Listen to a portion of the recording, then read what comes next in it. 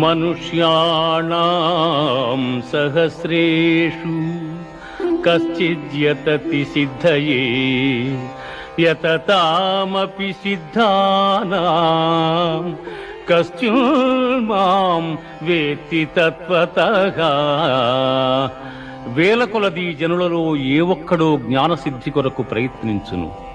అట్లు ప్రయత్నించిన వారిలో ఒకానకుడు మాత్రమే నన్ను యథార్థముగా తెలుసుకొనగలుగుచున్నాడు. మనుష్యాణాం సహస్రేషు కశ్చిద్యతతి సిద్ధయే యతతామపి సిద్ధానాం కశ్చిన్మాం వేత్తి తత్వతః. వేల కొలది జనులలో ఏ ఒక్కడో జ్ఞానసిద్ధి కొరకు ప్రయత్నించును.